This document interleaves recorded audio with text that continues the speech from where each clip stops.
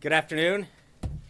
I know you're all looking forward to promises to be a very historic night for the nation and for this president.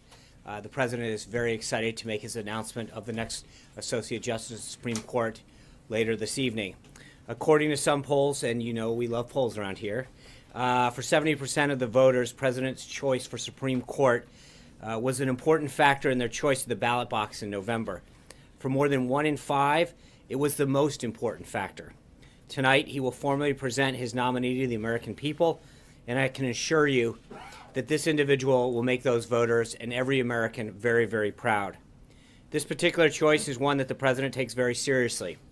He knows it will impact the course of our country's jurisprudence for generations to come. As such, he's taken careful steps to ensure that this process has both been transparent and inclusive. He has been speaking about the list of individuals that he may nominate since May of this year, and after consulting with several influential groups, released a definitive list of 21 in September, pledging that his nominee will solely come from that list. He sought the advice and consent of both Republicans and Democrats senators throughout this process. The president recognizes the gravity of his choice to fill the seat left by Justice Scalia, one of the most steadfast protectors of our liberty and devotees of our Constitution that ever graced the bench. Whomever the president selects will be a worthy successor to the brilliant legal mind and constitutional dedication of Justice Scalia. It's our intention to start promptly tonight in the East Room at 8:02 p.m. Preset will begin at 6:30.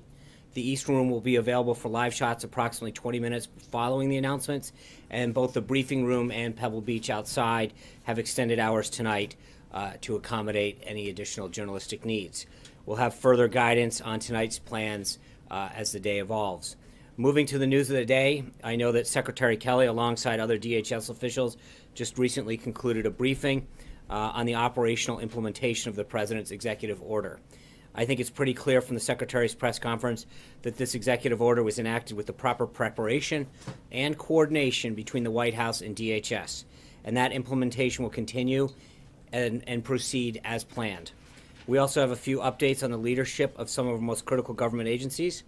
Last night, as you know, the President relieved Sally Yates of her duties as Acting Attorney General and named Dana Boente as the U.S. Attorney for the Eastern District of Virginia to serve as the Acting Attorney General until Democratic senators finally quit their obstruction and confirmed the unquestionably qualified Senator Jeff Sessions as our next Attorney General. Ms. Yates failed to enforce a legal order approved by the Department of Justice's Office of Legal Counsel and designed to protect the citizens of the United States. Calling for tougher vetting individuals from travelers from 7 nations is not extreme. It is reasonable and necessary to protect our country. Around 9 p.m. last night, the President signed an affidavit of nomination for Mr. Boente as one of his first official actions as in his new post as Acting Attorney General. He signed a memorandum rescinding Sally Yates' guidance regarding the President's executive order to ensure its full implementation. Last night, the President also announced the appointment of Thomas Homan as Acting Assistant Secretary of Homeland Security and Director of ICE. Mr. Homan has a long career at ICE, most recently serving as the Executive Associate Director for Enforcement and Removal Operations.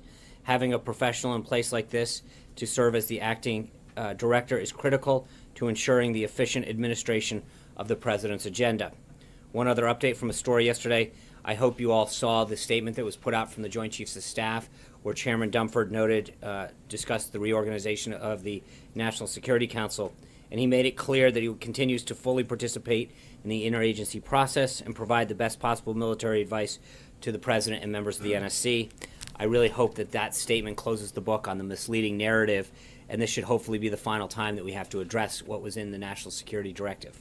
The family of the President the President also had a very somber and lengthy conversation with the family of Chief Petty Officer William Ryan Owens. The President offered his sincerest condolences to Officer Owens' wife, his father, and their 3 children. Chief Owens was on his 12th deployment, from what I understand. We could never repay the debt of gratitude we owe him, the freedom that he fought for, and the sacrifice that he made, as well as the other members of his unit who were injured in this operation.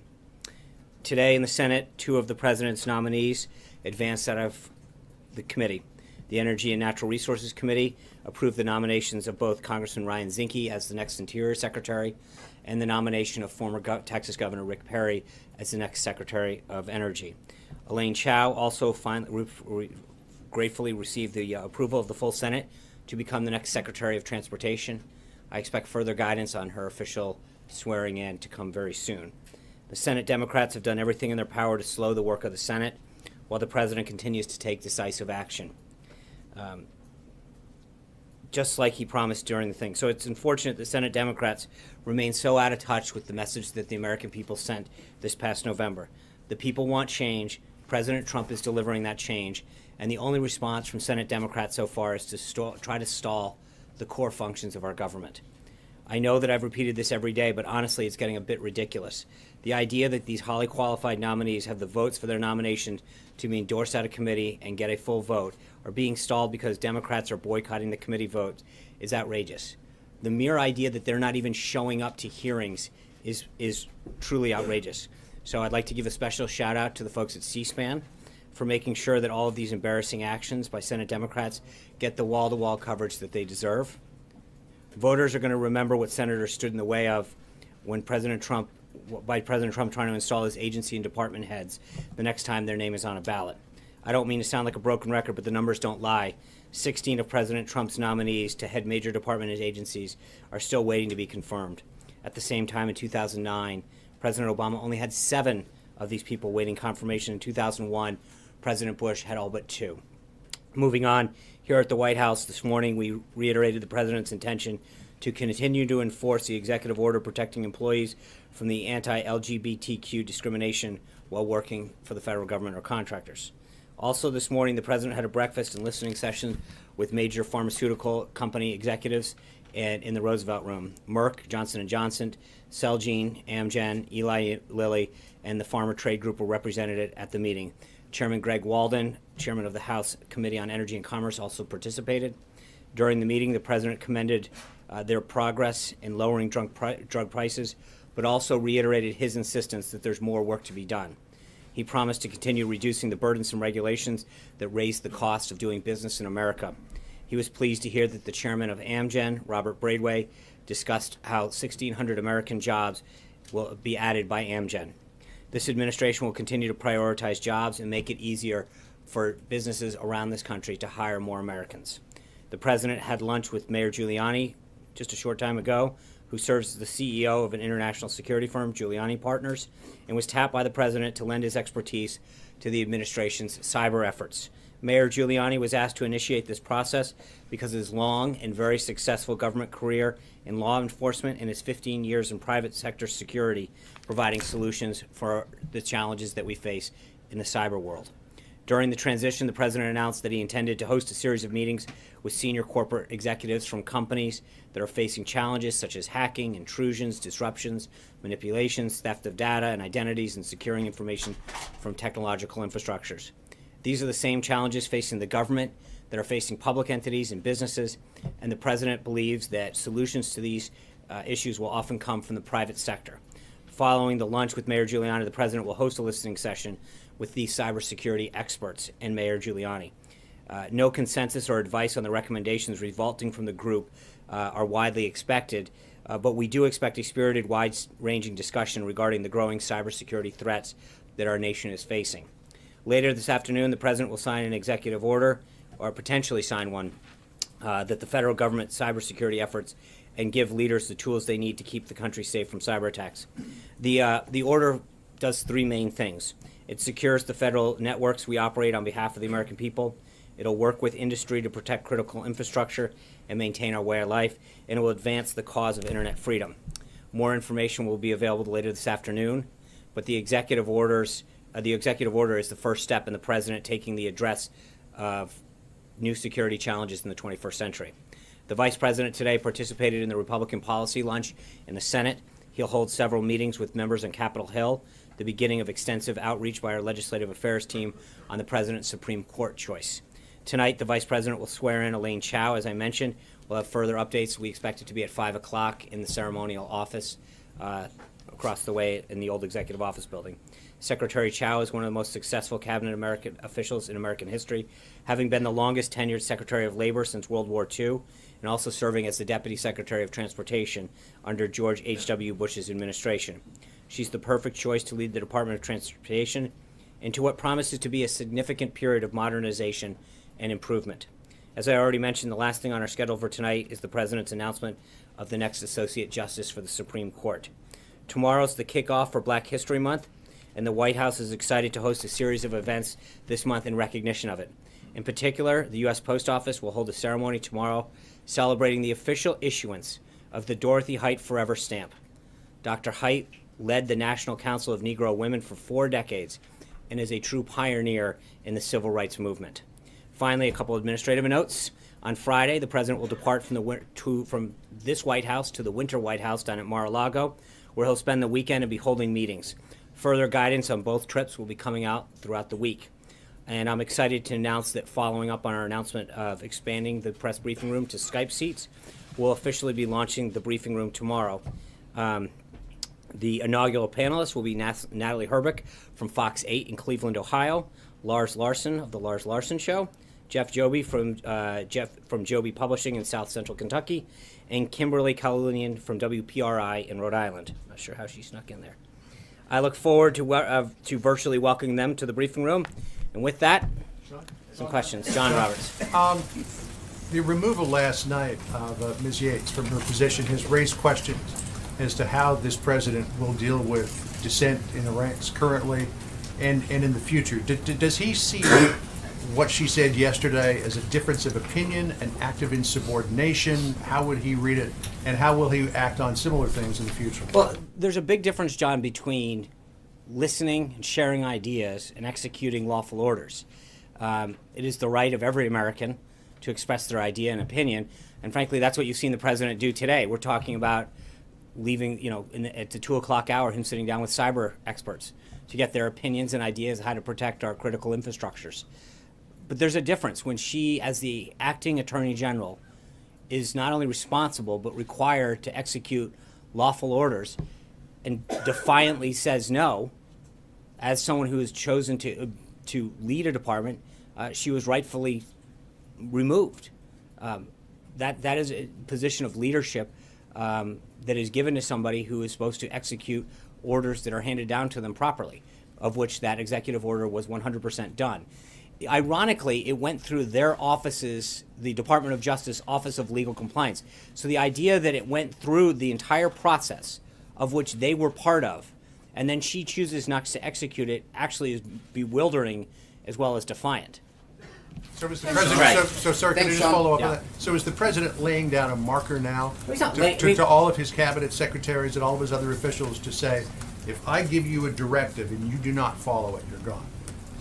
Well, I think that kind of comes with the job, right? If you don't believe in the president's agenda, and I think every one of the cabinet members, every one of the appointees understands that they serve at the pleasure of the president. We talked about this at length during the transition.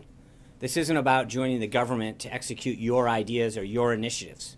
The president was very clear during the campaign, whether it's economic security or national security, that he has an agenda that he articulated very, very clearly to the American people. And that, hold on, thank you. And that it is his job to lay that vision out, and that the people that he appoints and nominates and announces as staff members or cabinet level members or agency heads, their job is to fulfill that. And if they don't like it, then they shouldn't take the job. But it is the president's agenda that we are fulfilling here. Trey. Thanks, Sean. As it relates to the executive order today, how will the Trump administration ensure the digital privacy of all Americans as the president looks to strengthen U.S. cybersecurity?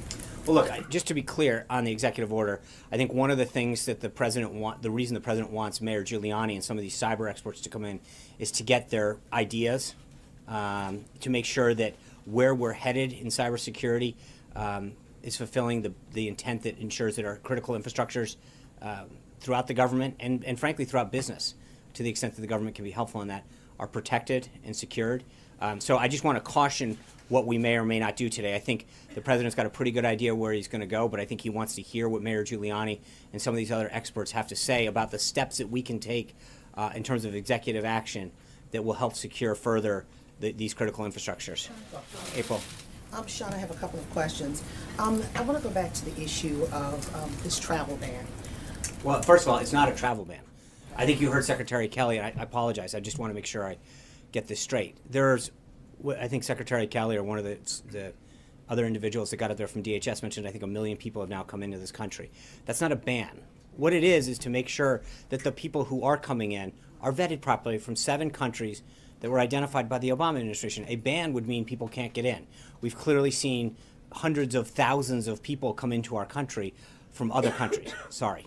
Okay. But mind you, I have 2 questions. I know, of course. So with all of this happening, and as you're trying to give specifics about what's happening, what is the concern about the fallout from other countries who are viewing this still in a certain way? Have you looked at the fallout and how to counter it and how to work with these other countries that may be allies or even may not be allies in order to prevent something from happening? Well, I think, April, one of the things that we're doing is trying to make sure that people understand what actually happened. You know, I saw reporting today that Secretary Kelly was out of the loop and he was on a plane and flying, and then it was it was reported on one of the networks and major institutions about what happened. Secretary Kelly comes out and says, I was briefed on this time, I was talked on this time, the edits came from my staff. I don't know how, I don't want to spend each of these briefings talking about misinformation, but at the end of the day, a major newspaper and a major network reported today that they were kept out of the loop. The secretary detailed multiple occasions in which he was briefed on it. His staff made edits to it. I don't know how much more, and so I think part of what we're trying to do is make sure that people actually understand what happened, what the process was, and what the order actually does. Because when we use words like travel ban, that misrepresents what it is. It's 7 countries previously identified by the Obama administration where, frankly, we don't get the information that we need for people coming into this country. Because what this isn't about is not just the people. It's about the information that another country provides us. So we work with other countries, and we have systems in place to ensure that when you travel from our country to or from their country to our country, vice versa, that we are sharing information about passengers and citizens that are going in and out. These 7 countries in particular, we don't have the information that is necessarily required to make an accurate determination at the time of entry into our country. So we are going to make sure that because that country doesn't have maybe either the systems in place or in some cases the willingness to provide us the information necessary to ensure that the people that are coming into this country are properly vetted. This isn't about refugees, it's about travelers. And that's what this is about. And so part of what we're doing is frankly making sure that other countries understand exactly what was in the order, how it applies, what it means to visas and waivers and all this kind of stuff. But for the most part, you've seen a lot of panic and then people actually stopping, reading the order and realizing, oh, that's it? And I think that's where we've tried to make sure that people have the facts. So you're doing outreach for that? We're not just doing outreach. I think we're doing as many briefings. Secretary Kelly going out there a little while ago with the head of both ICE and CBP is trying to make sure that people understand that the process is working correctly. It's working very well, that the government is doing what it's supposed to protect its people. And that's the number one thing that we can do. Yeah. Well, wait a minute, the second Sorry, question. you're right. Okay, yes. Now, the president met with the pharmaceutical heads. Yeah. When is this meeting scheduled for Congressman Elijah Cummings and President Trump? After that call, Right. President Trump made My Elijah- understanding is that Congressman Cummings he was invited to this meeting. He had a scheduling conflict, and we're looking at setting it back up. But he was invited to the meeting today. He informed us he had a scheduling conflict, and we're looking to get it back on the books as soon as we can. One-on-one, not That's what necessarily. I expect at this point. It'll be one-on-one. Sean? Yeah. Thanks a lot, Sean. Does the president anticipate a difficult confirmation fight for his nominee, whoever that is? No. I think that we've proven so far that the Democrats can try to obstruct, but at the end of the day, the will of the American people is going to overcome that. And if, again, what I mentioned at the outset of this is the advice and consent piece of this. He and our team have met with senators from both sides of the aisle to make sure that we understand the qualities that they are looking for in the next associate justice. And I think that we've done a very, very good job of getting a nominee in place that will be announced tonight that meets the criteria that they set forth. They may not like their political or philosophical background, but I think the criteria in terms of academia background, time on the bench, the expertise and criteria meets the intent of both Republicans and Democrats. John Gidley. Do you believe you can get 9 Democrats to support this I do. nominee? Absolutely. Because I think at the end of the day, one of the things that's been a time-honored tradition in this country is that we recognize that the confirmation process is if you're the default is that if you're qualified for the position, then you should be confirmed, not the other way around. And I think that most Democrats realize that at some point having a court that is not fully operational is not the political fight to have. Sean, let John me Gidley. ask you the obvious follow-up question then. At least one Republican senator has said Democrats have removed the filibuster from just about every other appointment aside from the Supreme Court. And he said several Republicans say they would have no hesitation about moving for another nuclear option if Democrats attempt a filibuster of any of the possible nominees. Is this something the president would support, and has he discussed it with members of the Senate? Well, I think first and foremost, taking a step to the last question, I think we're going to get the 9 senators regardless, and I wouldn't be surprised if we get more. When you look at, and I'll be able to shed more light on this tomorrow in terms of the background, but I think that we've got an individual that I think is hopefully going to garner widespread bipartisan support, because I think this individual has the qualifications and the experience and the judicial philosophy that should win bipartisan support. That being said, beyond that, I would suggest that Senator McConnell has done a phenomenal job of moving things along in the Senate to the extent that Democrats will let him, and I'll leave any further questions on how the Senate operates to him. Blake. Sean, thanks. We know that the list of 21 was put out during the campaign. We Right. know that at 8:02 tonight, the president is going to reveal his selection. Can you kind of fill the gap in between as to how often the president might have spoken with this person, whether there were any meetings here at the White House, just any of how he got there, and in the last hours or in the last days here, really, who has he leaned on to kind of narrow this down? And then a follow-up, if you don't mind. I will say I think I probably shed a lot more light on this tomorrow. I appreciate the effort to try to head that off, but tomorrow I think we might be able to have a little bit more of a discussion as to how the president came to this choice. He may touch on it a little tonight. I'll leave it to him, but I appreciate that. Let me ask you then about news of the day. Prescription drug prices. Yeah. The president met with the pharma leaders earlier today. What makes him so confident that he can drive down drug prices, whereas administrations past have tried to do the same but haven't been able to? How is he going to go about it? Well, I think it's the story of his entire administration. He's a successful businessman and a top-notch negotiator. Several people tried to get the cost of planes down, the cost of the F-35 and the cost of the Air Force One, and through a couple conversations, he did it. Shaved billions off of the cost of both. Off the F-35, and significant off the next generation of Air Force One. I think he has a track record so far just during the transition, but also as a businessman, he knows how to negotiate. And I think he's going to sit down with these individuals the same way that he's getting people to understand the agenda and the regulatory and tax climate that he wants to institute that's bringing jobs home. People are making a commitment to him to bring jobs and manufacturing back based on his track record as a businessman and his word. They understand that he's going to create a climate that supports the American worker and American manufacturing. So I think, you look over and over again, the number of companies that want to come back and say, we want to be part of this agenda to grow the economy and to create jobs, or to help you fight on behalf of taxpayers, and I think you're going to continue to see that. He understands the challenges that the bureaucracy that's holding back some of the negotiating, that's allowing these prescription drug prices to drop or get the best deal for the government in cases whether it's Medicare or Medicaid, who are such large buyers of the VA, that you've got such purchasing power that's not being utilized to the full extent. Hunter Walker.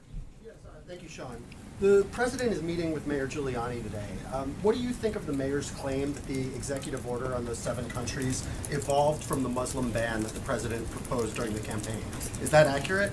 I think the president has talked about extreme vetting and the need to keep America safe for a very, very long time. At the same time, he's also made very clear that this is not a Muslim ban. It's not a travel ban. It's a vetting system to keep America safe. That's it, plain and simple. And all of the facts and a reading of it clearly show that that's what it is. But Mayor Giuliani stressed that too, but he said that it came out of the desire to have a Then Muslim you should ban. ask Mayor Giuliani. That's his opinion. I'm just telling you what the president has said and what the president has done has been to focus on making sure that we keep the country safe, and that the executive order that was drafted does just that. It is it to make sure and to ensure that people coming in from 7 countries identified by the Obama administration, that we didn't have the proper systems to know who was coming into our country, was put in place, and a 90-day period was also granted to ensure that we knew how to further address vetting situations in the future. Thank you. Zeke. Thanks, Sean. Just following up again about the strike over the weekend in Yemen, can you confirm that the reports of the 8-year-old daughter of Anwar al-Awlaki was killed in that strike, and if you can address sort of the killing of an American citizen in this anti-terrorism operation? I'm not going to go any further than what the Department of Defense has released. Obviously, we recovered a tremendous amount of information, and we killed an estimated 14 members of Al-Qaeda and the AQAP individuals, and then we suffered the loss of life of a service member, and 4 people were injured. That's as far as I'm willing to go at this time. Kristen. Sean, thanks. You're saying it's not a ban. This was President Trump's tweet yesterday. If the ban were announced with a 1-week notice, the bad would rush into our country during that week. So he says it's a ban. He's using the words that the media is using, but at the end of the day, it can't. Hold on. It can't be. It can't be. Jonathan, thanks. I'll let Kristen talk. It can't be a ban if you're letting 1 million people in. If 325,000 people from another country can't come in, that is by nature not a ban. I understand your point. It is The extreme president vetting. himself called it a ban. I understand. Is he confused, or are you confused? No, I'm not confused. I think that the words that are being used to describe it are derived from what the media is calling this. He has been very clear that it is extreme vetting. It seems to I fit got into it. this Thanks so much. broader point, Sean, which Paul Ryan said today. I think it's regrettable that there was some confusion on the rollout of this. The House Speaker saying that. What do you say to Republicans who argue that this is a part of a broader issue with the president not enacting this policy smoothly? Well, first of all, I think we've addressed that. That we could have either telegraphed this days in advance, in which people could have gotten on planes and come over here, which would have undermined the exact nature of what this sought to prevent. Or we could have done it in a way that inconvenienced some folks for a little while. Can I answer the question? No. I do. There's clearly some confusion, but I think part of it, your network was one of the people that just hours ago told people that General Kelly was unaware of what's going on, and then moments later, he gets on air saying, here's how many times I can brief. So, I mean, with all due respect, I think you have been part of the confusion. You have helped cause this. Despite claims to whatever, you claim that you have sources that tell us, General Kelly stands up and says, this is how many times I've been briefed, this is how many people are involved, and yet you were out there for... I think there was a New York Times report that was cited. Okay, so I apologize that NBC News' reporting is based on the New York Times false reporting. But at the end of how can it be accurate reporting, Glenn? If Both things can be okay, true. so It the, can be true that he the saw it Secretary of twice. Homeland Security just stood up, and so you're calling him a liar? He didn't say he saw the specifics. Jonathan, I'm talking to Glenn. I'm talking I'm to. saying we You had said that accurate he was the report in the New York Times said that he was unaware of the ban. Sean, let me ask you a question. Hold on, answer the question because you just called A us. couple of minutes ago, you stood at the podium and you reiterated something you said yesterday about anyone who doesn't agree in terms of the career bureaucracy should hit the road. I'm paraphrasing. You had a statement that President Trump made where he accused the acting attorney general of betraying her own department by expressing a counter opinion. Don't you think that kind of language has a chilling effect on the public statements that your officials make? No, I think there's a big difference. Think about the process that worked it here. The Department of Justice's Office of Legal Compliance vetted the executive order, sent it back to us saying it was completely compliant. Then the acting attorney general goes out and says, I'm not going to enforce it. You tell me how that jives. Because at the end of the day, if the acting attorney general has an office under her jurisdiction that says that something is legal and compliant, and then she gets out there and says, I'm not going to enforce it, that doesn't sound like an attorney general that is upholding the duty that she swore to uphold. So, at the end of the day, then she should step down. But at the end of the day, the attorney general either had a problem with her own division approving something, but it wasn't the president she had a problem with. The president followed the process, sought feedback, went through the interagency review, had other departments sign off, despite the reporting that said it was otherwise. He got, hold on, guys. Betrayal. David. That's a very hard word. Why don't we just let me answer Glenn, so we can be polite now, huh? And what the answer is that we went through the process. The Office of Legal Compliance came back and said this is a compliant executive order, it's fully legal, and it can be executed. So then for the Attorney General to turn around and say, I'm not going to uphold this lawful executive order is clearly a dereliction of duty, and she should have been removed, and she was. So I mean, I just, it is odd to me that we're having a discussion about somebody whose job it is to execute lawful orders, who chose not to do it, who chose not to do it, and then we're questioning whether or not we were right to remove her. That's the right thing to do. And if you looked at the folks from the right and the left, constitutional scholars this morning, they said we might not agree with some of the policies or the political or the party of the president, but he was right to do this. He had every right. Why use the word betrayal? Because the department's job is to execute. I mean, they're the Department of Justice, and if you have a legally executed order, and the Attorney General says, "I'm not going to execute it," that clearly is a betrayal of what she's supposed to. I'm not going to define the word, Glenn. Yeah. Sean, I think the New York Times report said that the Secretary did not receive a full briefing until the executive order was being signed. So my question is, can we expect that secretaries, agency heads, when there are future executive orders or changes of policy, may not receive full briefings? Look, the Secretary was briefed on multiple occasions with the language of the order. I don't know how you can say this any other way. About a full briefing, which is what the New York Times reported. And I'm telling you that I don't believe the New York Times reporting is accurate. That what I'm telling you is that the Secretary on multiple occasions was briefed, his senior officials were briefed, not just briefed, they were part of the drafting process. It went through, not only that, just back up, so they get consulted and briefed. It goes through the Office of Legal Compliance. Then it gets shipped out to the NSC and the Homeland Security Council. This went through a very, very extensive staffing process. So the idea that you can talk whether or not he got fully briefed, or he was briefed multiple times, saw the language, his staff made edits, it came back multiple times. I'm not sure how much more briefing you can do. Yes. Thank you, Sean. Zoe Daniel from Australian Broadcasting. Thanks for taking the question. The Australian government made a recent deal with the Obama administration whereby the US would take refugees from Australia's offshore detention centres. Now, most of these people are from Iran, but also some are from Iraq and Somalia, among other places. Can you confirm that this deal is still on? Are those refugees exempt from what you describe as the extreme vetting, or will that deal change or be delayed? Yeah. So the deal specifically deals with 1,250 people that are mostly in, I think, Papua New Guinea being held. Those people, part of the deal is that they have to be vetted in the same manner that we're doing now. There will be extreme vetting applied to all of them. That is part and parcel of the deal that was made, and it was made by the Obama administration with the full backing of the United States government. The president, in accordance with that deal, to honor what had been agreed upon by the United States government, in ensuring that vetting will take place in the same manner that we're doing it now, will go forward. Yeah. Big question, looking at a bigger picture. This president, when he came in, said he was going to gather us all together, that he was going to bring us together, and the actions taken in the first 10 days seem to indicate otherwise from people in his own party. The use of the word betrayal. How is this president going to address the fact that people are looking to him to bring people together, and yet, with his own words, seems to be driving us apart? I think that's a very one-sided way of looking at this. I think he's brought. I think he's brought unions together, business leaders together, Republicans, Democrats, independents. I think someone who doesn't carry out an act and using that as a way to describe that he's not bringing the country together is not exactly a representation. Hold on. The president has done a tremendous amount through both what he has said and done, more importantly, to start to bring this country together. And his policies, frankly, are focused on keeping every American safe and getting every American a higher paying and better paying job. I think that is something that benefits all of us.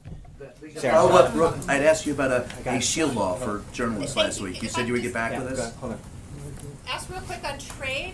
Now that notices have been given to the TPP countries, are you considering any changes in the roles of your three sort of official trade negotiators? And what area of the globe are you going to start first on negotiations? Well, there's no change in their roles. I'm not entirely sure. I think they, as announced, Lead negotiator. he is the U.S. I mean, he's got to be confirmed first, but the U.S. trade representative is clearly the leader of negotiating trade deals, and Wilbur Ross and Peter Navarro and Jason Greenblatt. There's a great, unbelievably robust, brilliant team that has continued to work on behalf of deals and renegotiating, looking at them. So it's a two-step process.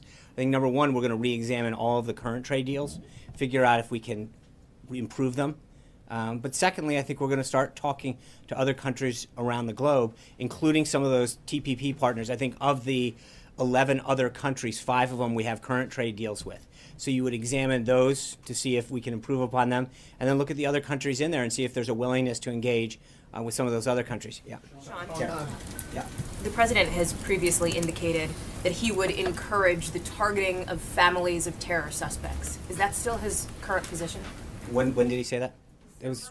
On Fox, Right. he said the other thing with terrorists is you have to take out their families. Well, I think That's still his he's position? been very clear that when it comes to seeking out ISIS and other terrorists, that he's going to lean on Director Pompeo, General Mattis, and seek their opinion on stuff. And I think that will be continued. Sarah. And the families of terror suspects, civilian Back. members of families. Thank you. Sean. Right back. I got you. Sean. You on Guantanamo, Sean, thanks for taking this question. I know that you've indicated at that podium that there will be further action. What does this look like? And there are 5 detainees that have been cleared for transfer that are sitting at Guantanamo. With this administration take action in the next coming months on those detainees? I think all of those actions are being currently reviewed, and we don't have anything further at this time. Yeah. Hi, Evan Lehman with E&E News. Thanks for taking the question. The Obama administration's endangerment finding undergirds the Clean Power Plan. Does the president still plan to revoke the Clean Power Plan, and would he perhaps even go further and try and revoke the endangerment finding? Well, I think the president's made very clear with respect to energy policy that he wants to review all of the options that we have to use our natural resources to better the country in terms of wind power, solar, clean coal. We're in the process of reviewing all of our energy policies. I'd go back to note that we don't have an energy secretary confirmed right now because the Senate hasn't yet moved forward with that. I hope that once that's done, we will have further updates on energy. Matt. Sean, Sally Yates was obviously an Obama appointee who was holding over through the transition. How many more of them are there throughout the government and at this time through as the transition and confirmation process plays out? And do you expect any more problems from any of the other ones? In some cases, we've held some individuals over because they hold a critical position within government. In some cases, we've named folks as acting. It's a case-by-case basis. And again, I think part of it right now is the president wanted to focus on getting his cabinet up and complete. We'll continue to make nominations both at the deputy, under, and assistant secretary level, but in key agencies, so ICE being one of them where it's an assistant secretary, but there are 30 other agencies where we've named acting heads to ensure that as we move through the confirmation process, we have somebody in that position to ensure continuity of government. Yeah. Daniel. Sean, yesterday you said 109 individuals were affected Right. by this extreme vetting, but the DHS official said that it was over 1,100. No, hold on. First of all, just to be clear, what they're talking about is the number of people who weren't allowed to board a plane coming in. So they were stopped at their port of entry, had to get additional clearance, and then take off. There's a big difference. The numbers that we're talking about were the initial group of people that were in transit at the time the executive order was signed.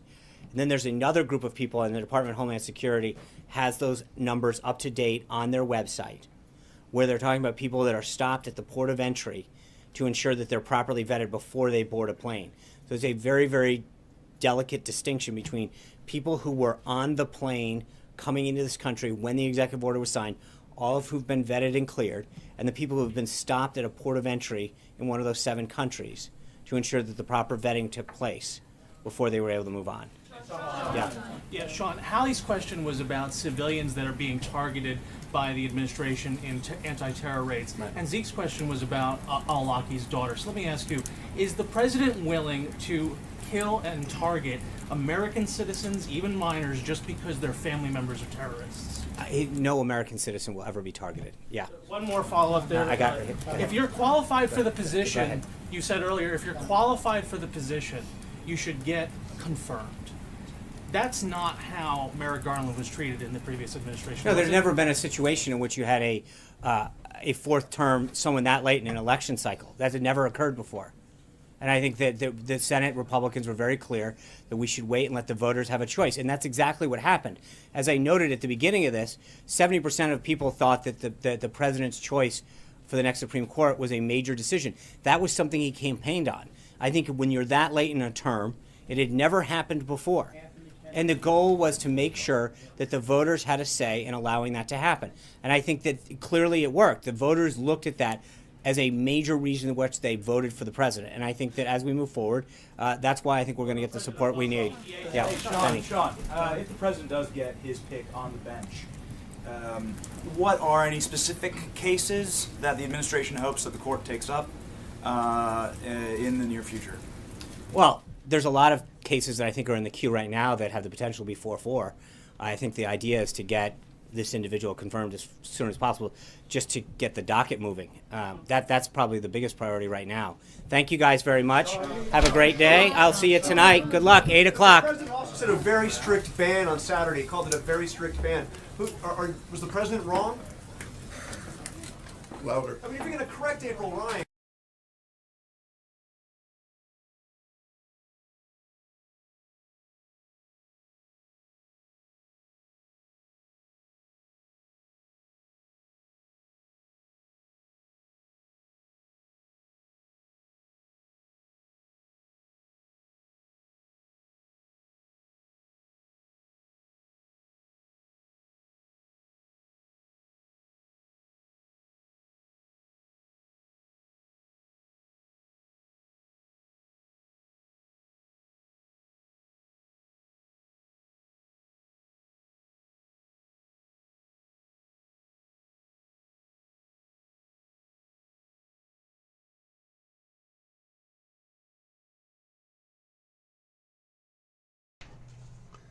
We want to thank you for joining us to watch The Presser with Sean Spicer.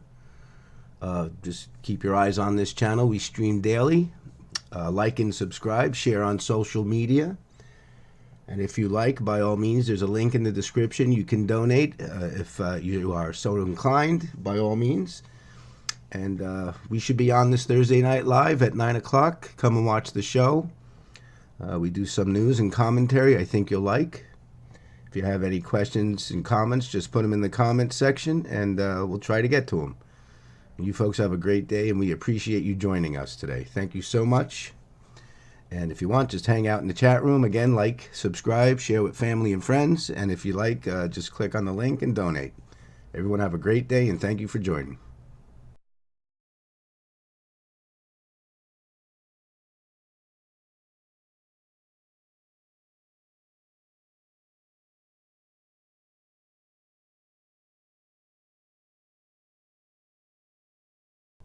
I want to especially thank you all today because of you and your support and hanging out with us. We are #1 for this particular stream, and we appreciate that very much. Not that it's the most important thing, but it definitely means that we got your support, and we do appreciate that from you. We want to let you know.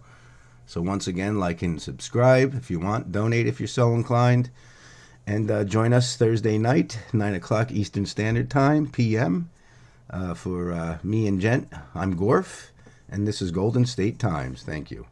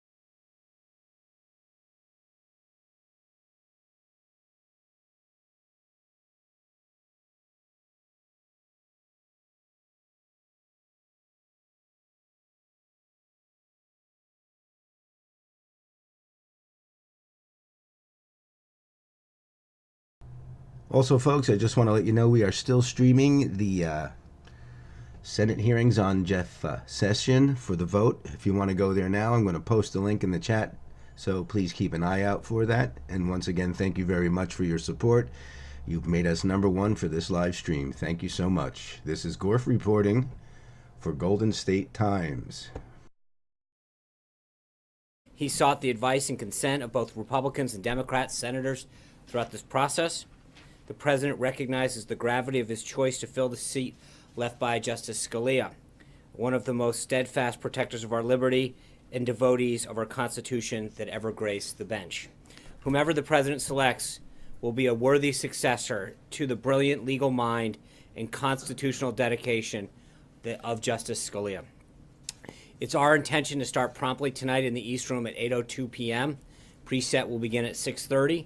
The East Room will be available for live shots approximately 20 minutes following the announcements, and both the briefing room and Pebble Beach outside have extended hours tonight to accommodate any additional journalistic needs.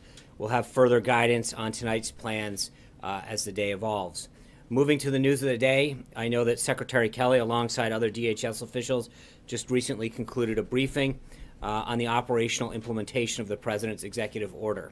I think it's pretty clear from the Secretary's press conference that this executive order was enacted with the proper preparation and coordination between the White House and DHS, and that implementation will continue and proceed as planned.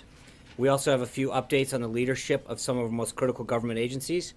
Last night, as you know, the President relieved Sally Yates of her duties as Acting Attorney General and named Dana Buente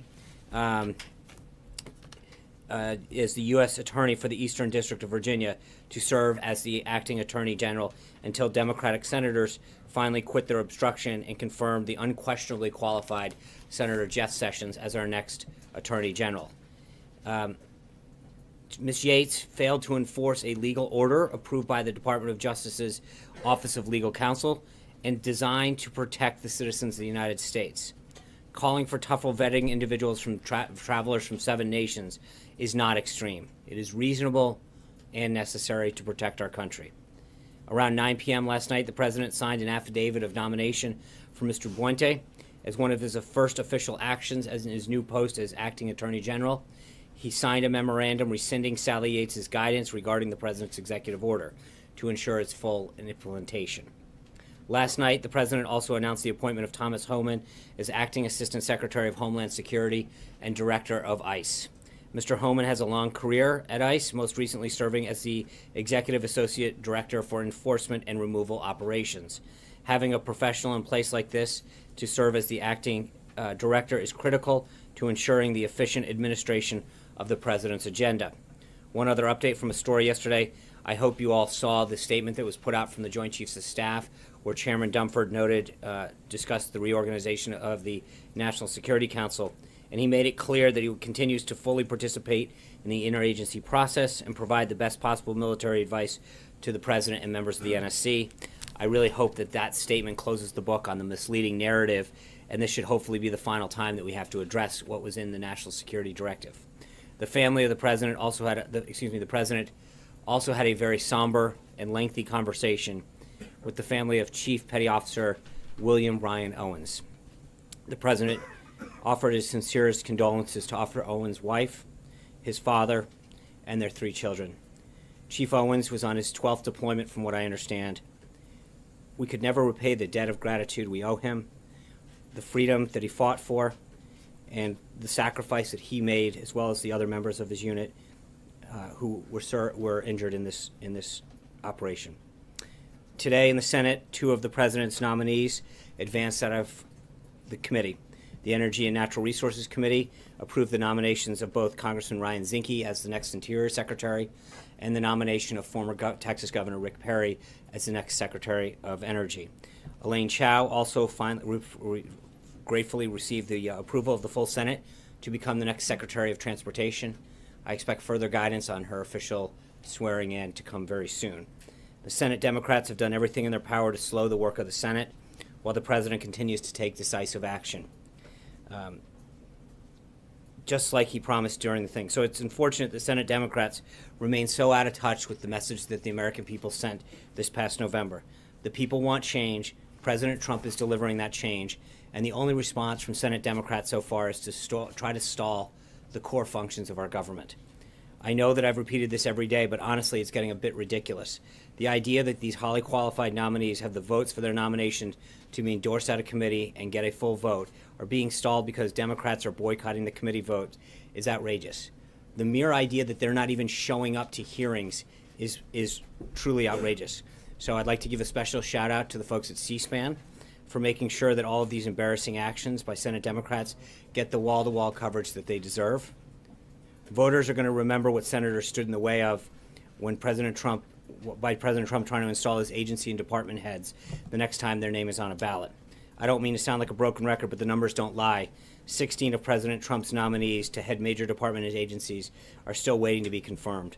At the same time, in 2009, President Obama only had 7 of these people waiting confirmation. In 2001, President Bush had all but 2. Moving on, here at the White House this morning, we reiterated the President's intention to continue to enforce the executive order protecting employees from the anti-LGBTQ discrimination while working for the federal government or contractors.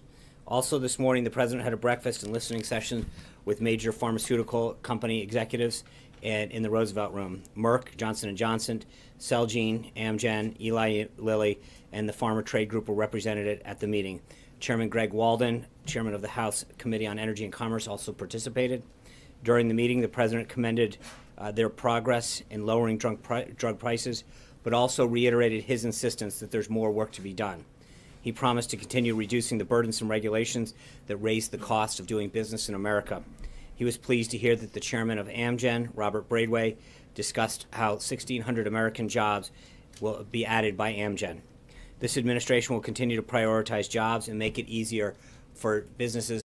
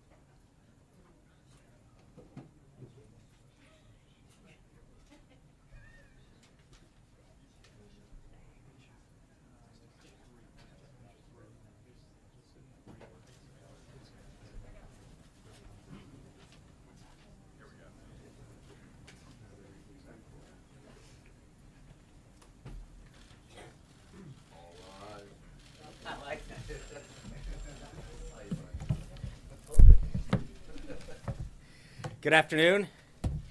I know you're all looking forward to promises to be a very historic night for the nation and for this president.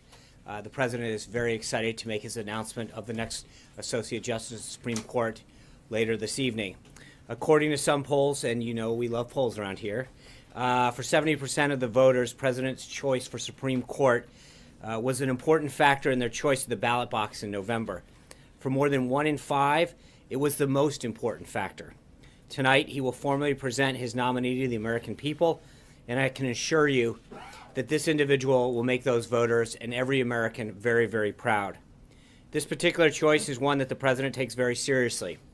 He knows it will impact the course of our country's jurisprudence for generations to come.